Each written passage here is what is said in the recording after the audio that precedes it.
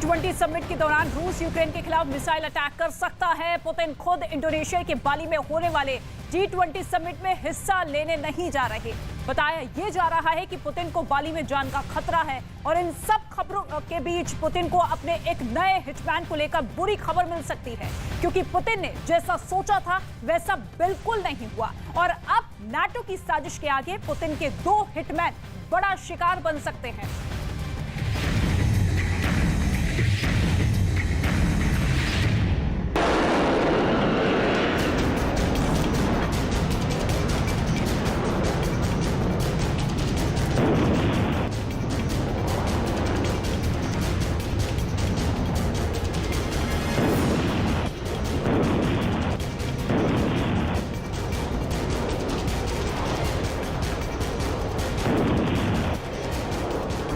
एक ऐसा fighter jet जिसे देखकर ही दुश्मन मैदान छोड़कर भाग जाए, एक लड़ाकू जहाज जिसकी धाक से दुश्मन के जहाज धूल में गुम हो जाए, एक जंगी विमान जो बगल से गुजरने पर भी दुश्मन को भनक तक न लगने दे।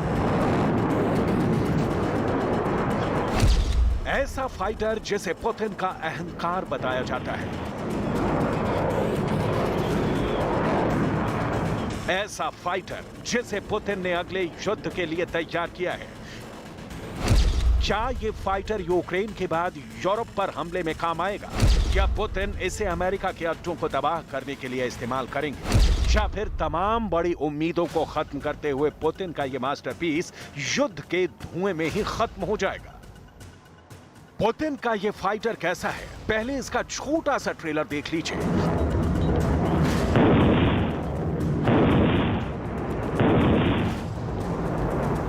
रूस का दावा है कि 5वीं पीढ़ी के ये स्टेल्थ फाइटर जेट की डिमांड पूरी दुनिया से होने लगी है। इसे पुतिन का सबसे सीक्रेट और महत्वाकांक्षी प्रोजेक्ट बताया जा रहा है। तारीख 20 जुलाई 2021, जगह मॉस्को के करीब रूस का ज़ुकोवस्की शहर, मौका मैक्स 2021 एयर शो। राष्ट्रपति पुतिन जब बड़ी आन बान शान के साथ रूस के इस बहुत ही खुफिया फाइटर जेट को दुनिया के सामने लाए, तो पेंटागन से लेकर यूरोप के हर रक्षा मंत्रालय ने इस पर नजर रखी।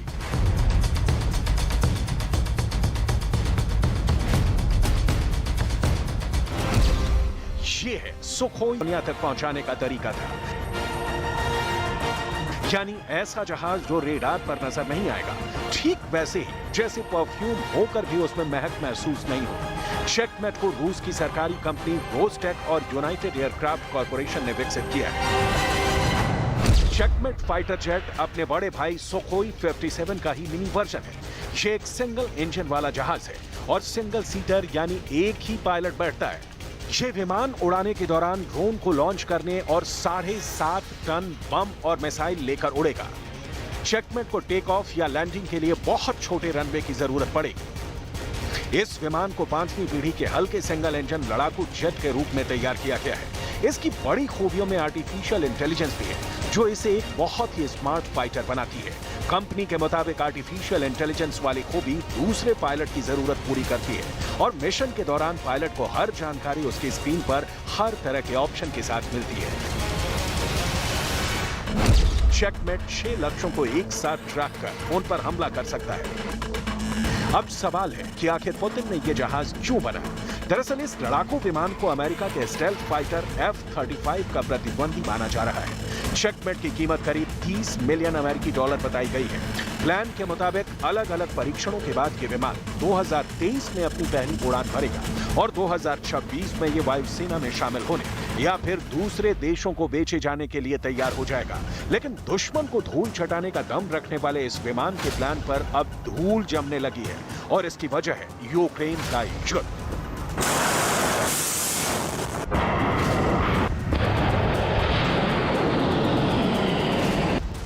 रिपोर्ट्स आ रही हैं कि इतनी सारी खूबियों के बावजूद विमान का खरीदार रूस को नहीं मिल रहा। ना ही चेकमेट बनाने वाली कंपनी वक्त पर इसे बना पाएगी। इसकी वजह है यूक्रेन का युद्ध, जिसकी वजह से यूरोप और अमेरिका ने रूस पर बहुत सी पाबंदी लगा दी है। माना जा रहा है कि यूक्रेन युद्ध जितना खींचेगा, सुखोई 75 यानी चेकमेट का बाजार भी उतनी देर से खुलेगा। यूक्रेन में चल रहे युद्ध की वजह से पुतिन के इस बहुत ही सीक्रेट प्रोजेक्ट की रफ्तार पर ब्रेक जरूर लगी है, लेकिन रूस इस तरह के विमान के प्रोजेक्ट पर तेजी से काम कर रहा है। साथ ही पुतिन के गोदाम में एक से बढ़कर एक विमानों का ऐसा भंडार है जो पूरी दुनिया में दुश्मन का मुकाबला करने का दम रखती है। इन्हीं में से एक है सुखोई 57। ये रूस का सबसे बेहतरीन स्टेल्थ फाइटर जेट है, यानी जो रेडार की पकड़ में नहीं आता। ये दुनिया में 4 स्टेल्थ विमानों में से एक है और अमेरिका के लिए ये बहुत बड़ी मिस्ट्री बना हुआ है। यूक्रेन के बाद अगर अमेरिका के साथ या नेटो के साथ रूस का युद्ध भड़कता है तो पुतिन के सबसे आधुनिक जेट सुखोई 57 का सामना दुनिया के सबसे आधुनिक फाइटर जेट F-35 से होगा। अगर ये दोनों जहाज यूरोप के आसमान में आमने सामने आए तो इन दोनों की टक्कर ऐतिहासिक होगी।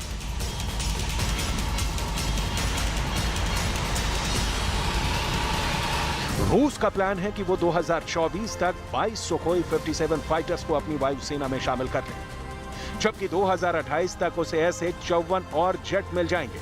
यानी हर साल रूस 13 से 14 नए सुखोई 57 फाइटर बनाने की तैयारी में लगा हुआ है। अब देखिए पुतिन का दूसरा जहाज, जो अमेरिका और नेटो के लिए बड़ी टेंशन और बहुत ही खतरनाक चैलेंज पेश कर सकता है। नाम है सुखोई 27। अमेरिका का F-16 और रूस का सुखोई 27, इन दोनों विमानों की टक्कर 40 साल पुरानी है। पुतिन और बाइडेन के गोदाम इन दोनों विमानों से भरे पड़े हैं। अगर यूरोप में अमेरिका और रूस के बीच हवाई युद्ध हुआ तो यही विमान सबसे ज्यादा नजर आएंगे। रूस का एक और विमान तो पश्चिमी देशों की आंखों का कांटा है, वो है MiG-35, दुनिया का सबसे हैरत अंगेज और फुर्तीला जेट। यह MiG-29 का आधुनिक रूप है। नेटो का बुरा ख्वाब कहे जाने वाले MiG-35 के मुकाबले में नेटो उतारेगा स्वीडन का चीता कहे जाने वाला ग्रिपेन। दोनों की डॉग फाइट हुई तो कहना मुश्किल है कि कौन सवाशेर साबित होगा। इतना ही नहीं, पुतिन के पिटारे में नेटो और अमेरिका के विमानों का मुकाबला करने वाला विमान मौजूद है। अगर नेटो ने यूरो फाइटर टाइफून उतारा तो उसका तूफान रोकने के लिए रूस उतारेगा अपना बहुत ही खतरनाक सुखोई 30। सुखोई 30 और यूरो फाइटर टाइफून, ये दोनों ऐसी रेंज में एक दूसरे का मुकाबला करेंगे जहां 100 किलोमीटर दूर एक दूसरे पर हमला किया जाएगा।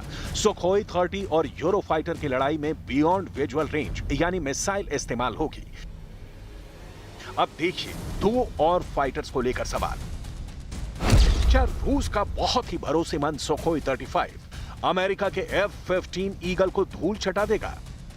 ये दोनों ही फाइटर जेट दुनिया के सबसे खतरनाक लड़ाकू विमान माने जाते हैं। अगर ये यूरोप के आसमान में आमने सामने आए तो इन दोनों की टक्कर ऐतिहासिक होगी।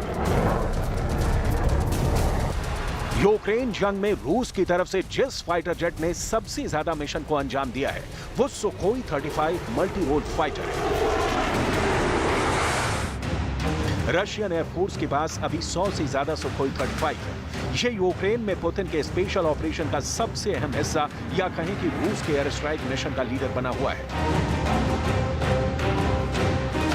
यूक्रेन में हुई बड़ी एयर स्ट्राइक्स में ज्यादातर सुखोई 35 का इस्तेमाल किया जाता है। यूक्रेन में लॉन्ग रेंज वाले ज्यादातर मिशन और एयर डिफेंस जोन बनाने में सुखोई 35 का ही रोल रहा है। यूक्रेन में मिली ऐसी तमाम कामयाबी, ऐसे मिशन जिसमें ज़ेलेंस्की का पूरा एयर डिफेंस सुखोई 35 जैसे जहाजों के जरिए पुतिन ने खत्म कर दिया, ये बताता है कि सुखोई 35 इसकी सटीक बॉम्बिंग सीरिया और यूक्रेन में मिसाल बन चुकी है। 2024 तक रूस की एयरफोर्स को ऐसे 30 और जहाज दिए जाने की तैयारी है। कहा जाता है कि रूस का यह जहाज बहुत स्पेशल है।